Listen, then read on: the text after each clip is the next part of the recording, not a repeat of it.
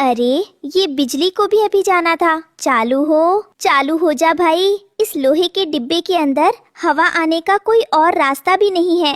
उफ, घोंसले के अंदर तो दम घुट रहा है। लोहे की चादरें धूप से तपकर और गर्म हो गई हैं। गोरी कौवी के घोंसले के अंदर का तापमान लगातार बढ़ रहा है। लोहे का कूलर बंद होने के कारण एक कबाड़ का टुकड़ा बन चुका है। गोरी कौवी के बच्चे गर्मी और घुटन से तड़प रहे हैं। नहीं, मैं यहाँ नहीं रह सकती। ये लोहे का कूलर तो मेरे घोंसले को और ज्यादा गर्म कर रहा है। बाहर हवा भी बंद है। मैं क्या करूँ, कहाँ जाऊँ? जंगल की बिजली पूरी तरह गुल थी और उमस अपने चरम पर थी, लेकिन रानो चिड़िया का घोंसला इस संकट के समय में भी पूरी तरह शांत, खुशबूदार और बर्फीला ठंडा बना हुआ था। देखा कुकू बेटा, बिजली रहे या ना रहे, मिट्टी की तासीर हमेशा ठंडी ही रहती है। हमारी हरी खसकी घास इस शांत हवा को भी सोख कर घोंसले को महका रही है। तभी घोंसले के दरवाजे पर एक साया आता है। वो गोरी कौवी है। उसके पंख पसीने से भीगे हैं, चेहरा मुरझाया हुआ है और वो हाँफ रही है। उसके हाथ में उसके बच्चे हैं जो बेहोश होने की हालत में हैं। रानो बहन,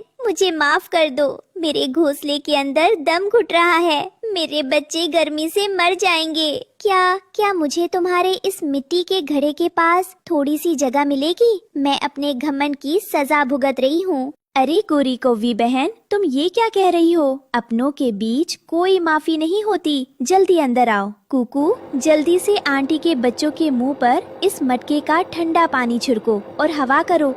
रानो, मैं कितनी बड़ी बेवकूफ थी जो सुख, सुरक्षा और समझदारी इस मिट्टी और प्रकृति की गोद में है, उसे मैं पैसों की चकाचौंध में ढूंढ रही थी। मेरा वो महंगा लोहे का कूलर आज एक कचरे का डिब्बा बन गया और तुम्हारे इस जादुई बटके ने मेरी और मेरे बच्चों की जान बचा ली। मुझे माफ कर दो बहन। गोरी कौवी बहन, पैसा सुविधाएं खरीद सकता है, लेकिन संकट के समय को काम आता है। वो है हमारा पारंपरिक ज्ञान और हमारी प्रकृति। जब तक हम धरती माँ के करीब रहेंगे, हमें किसी चकाचौंध की जरूरत नहीं पड़ेगी। बिल्कुल सही कहा रानो बेटा।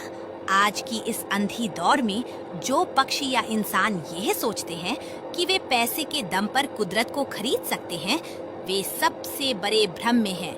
असली सुख और समझदारी दिखावे में नहीं, बल्कि सादगी और आत्मनिर्भरता में है।